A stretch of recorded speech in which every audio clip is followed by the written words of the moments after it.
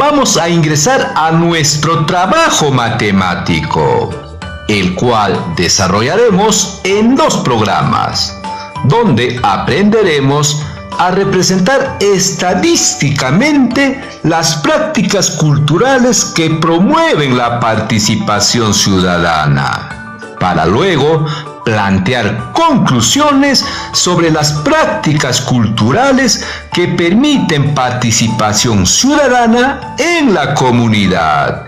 Y estas conclusiones serán parte de nuestro reporte. ¿Listos y listas para comenzar? ¡Claro que sí! ¿Y qué aprenderemos hoy? A recopilar datos de variables cualitativas y cuantitativas mediante la observación, combinando procedimientos, estrategias y recursos. Los procesaremos y organizaremos en tablas con el propósito de analizarlos y producir información, para lo cual responderemos el siguiente desafío. ¿De qué manera representaríamos estadísticamente las prácticas culturales de participación ciudadana en la comunidad? Para lo cual responderemos algunas interrogantes que nos permitan identificar prácticas culturales de las comunidades andinas y amazónicas, orientados a la participación ciudadana. Luego, otras interrogantes que nos permitan recordar nuestros saberes sobre los procedimientos para recopilar datos de variables cualitativas y cuantitativas y organizarlas en tablas. Continuaremos identificando las prácticas culturales de una comunidad andina que siguen practicando hasta la actualidad, orientadas a la participación y organización ciudadana, para ver y analizar su impacto en la convivencia actual, organizándolas en una tabla de frecuencia.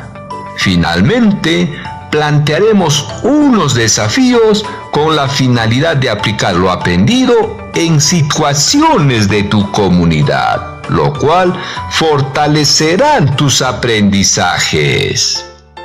Muy bien, comencemos con las interrogantes. Atentos y atentas, y no se olviden de tomar nota.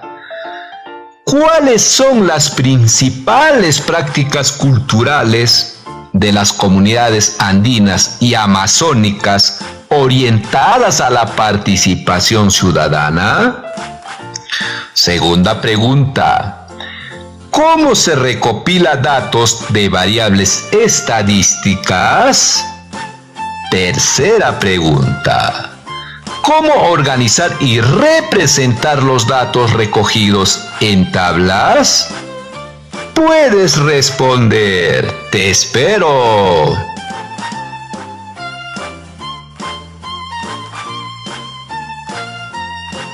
¿Terminaste? ¿Tienes dudas con tus respuestas? No te preocupes, ahora lo revisamos. Recordemos la primera interrogante. ¿Cuáles son las principales prácticas culturales de las comunidades andinas y amazónicas orientadas a la participación y organización ciudadana? José, un experto en comunidades andinas y amazónicas, nos dice al respecto. Los pueblos andinos y amazónicos tienen sus propias formas de organización comunal en las cuales se promueve la participación de las familias según sus tradiciones culturales, entre las cuales podemos destacar el Aini, que consiste en la ayuda que se realizan entre familias. Por ejemplo, si una familia construye su casa, otra familia la apoya. Asimismo, tenemos la Minca en la zona andina y la Minga en la zona amazónica, donde los representantes de cada familia trabajan colectivamente en bien de la comunidad. Por ejemplo, para la construcción del puesto de salud. Por otro lado, disponen el uso de las tierras algunos con fines familiares como para construir sus casas y otros para usos colectivos, por ejemplo, los terrenos de pastoreo y siembra comunal. Estas y otras prácticas están orientadas a la organización ciudadana, en base a los cuales se construye la ciudadanía en estos ámbitos. Interesante, ¿verdad?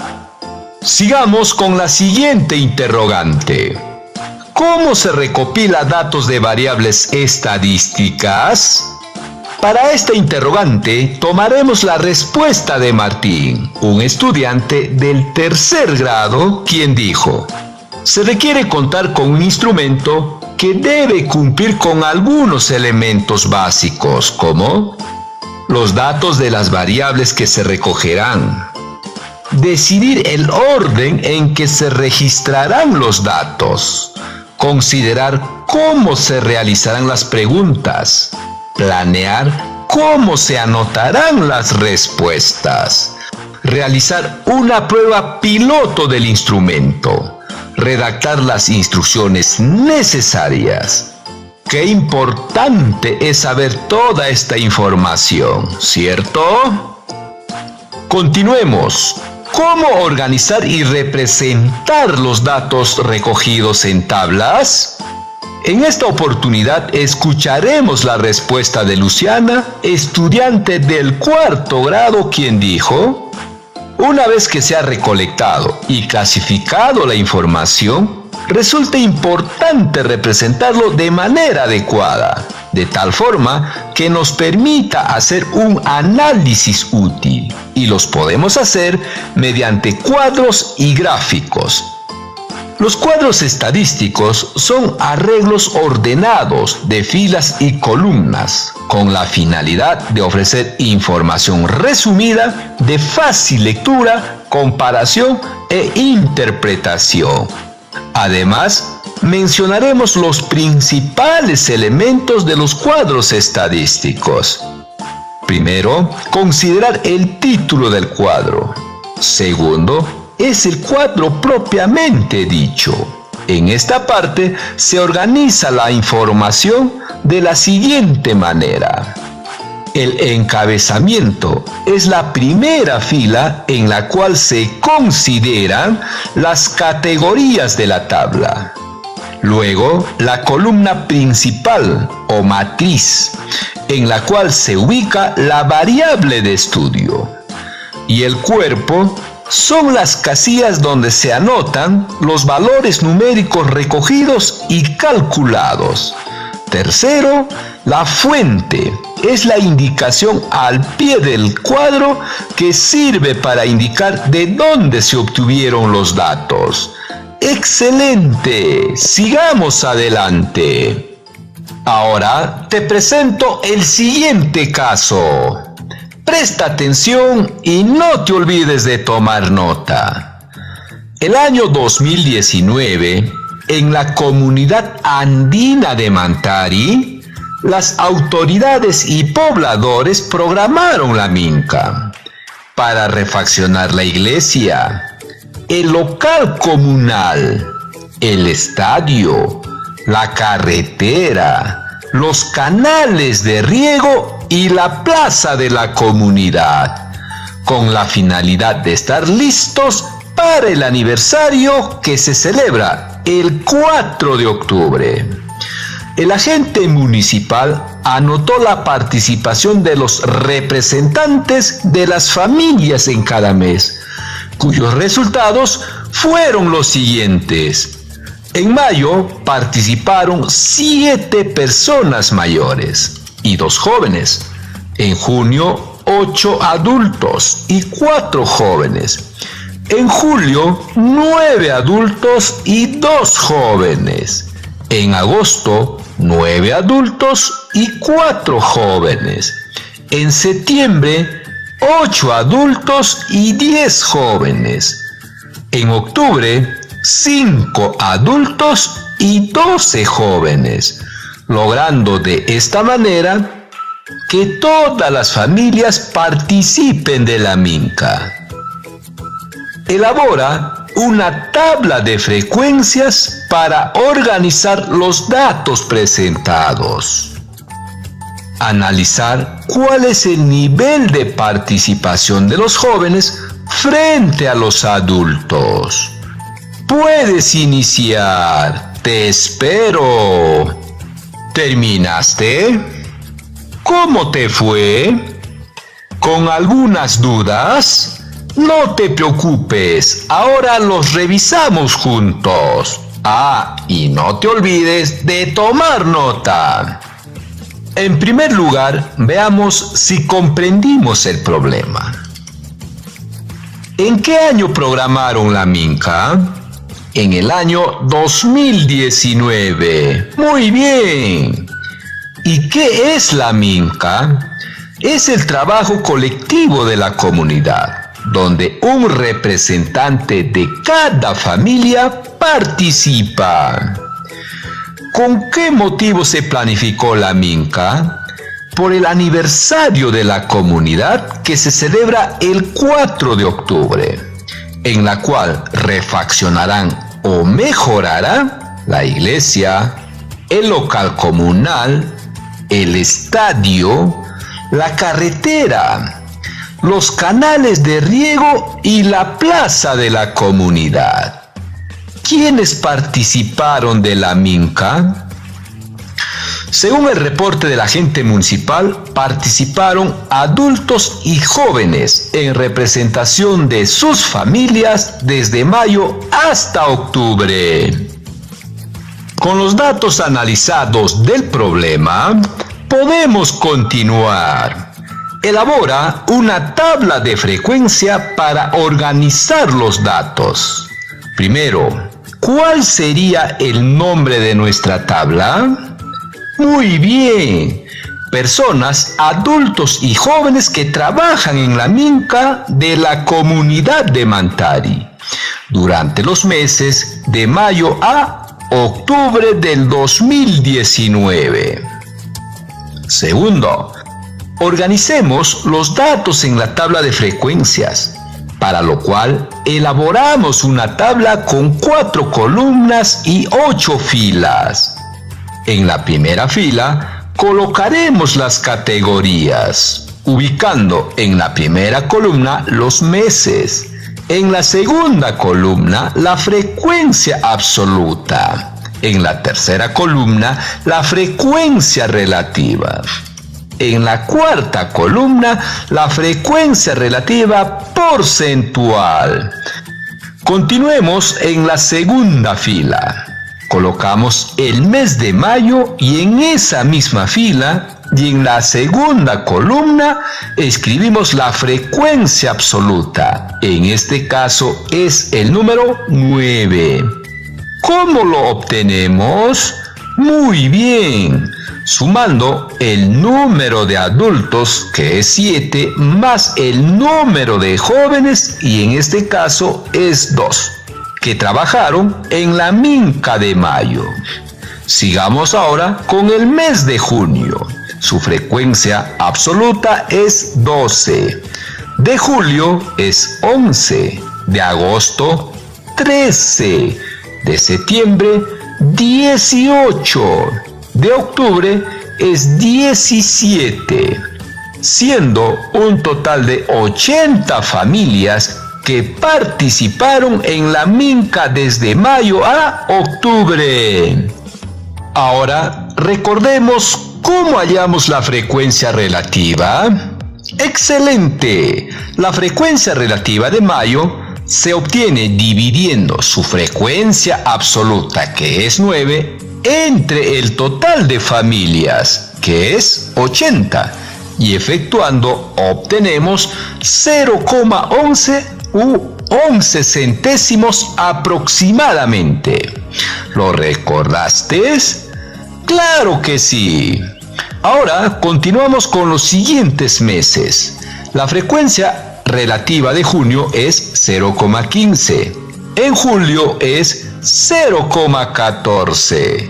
De agosto es 0,16.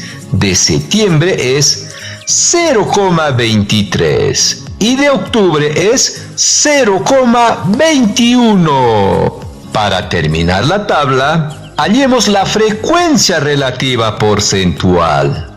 ¿Lo recuerdas? Estoy seguro que sí. Solo se multiplican las frecuencias relativas por 100 y quedan expresadas en porcentaje, y lo trabajamos en los programas anteriores. Continuemos. Hallamos la frecuencia relativa porcentual del mes de mayo. Si sabemos que su frecuencia relativa es 0,11, lo multiplicamos por 100, resultando 11. ¡Correcto! Recuerda que puedes utilizar una calculadora si lo deseas. Sigamos. La frecuencia relativa porcentual de junio es 15. De julio, 14. De agosto es 16. De septiembre, 23. Y de octubre es el 21. No te olvides de verificar la suma, que debe ser igual a 100. De donde podemos interpretar, en el mes de septiembre se obtuvo el 23% de participación de las familias en la Minca, de los cuales son 10 jóvenes y 8 adultos. La participación de los jóvenes es mayor según se acerca la fecha del aniversario. En el mes de mayo se obtuvo el 11% de participación, registrándose 7 adultos y 2 jóvenes, de donde podemos concluir que la menor participación de los jóvenes se registra cuando la fecha del aniversario es más lejana. Por otro lado, la mayor participación de las personas adultas fueron los meses de mayo, junio, julio y agosto, de donde podemos concluir que en las actividades comunales como la Minca, generalmente participan las personas adultas y en menor porcentaje los jóvenes. Pero se incrementa la participación de los jóvenes frente a la proximidad del aniversario, porque esta festividad moviliza muchas actividades como las fiestas y los campeonatos deportivos en los cuales participan. Bien, estimados estudiantes, estamos llegando al final de nuestro programa. Te pedimos reflexionar sobre lo siguiente. ¿Qué aspectos facilitaron tus aprendizajes y cuáles los dificultaron? ¿Cómo superaste o piensas superar las dificultades para mejorar tus aprendizajes? ¿En qué aspectos de tu vida te servirá lo aprendido hoy? Y para reforzar tus aprendizajes te dejamos los siguientes desafíos. Los estudiantes del tercer grado resuelven los problemas de las páginas 67 al 69 del cuaderno de trabajo de matemática Resolvamos Problemas 3. Y para los estudiantes del cuarto grado, resuelven los problemas de la página 23 del cuaderno de trabajo de matemática Resolvamos Problemas 4.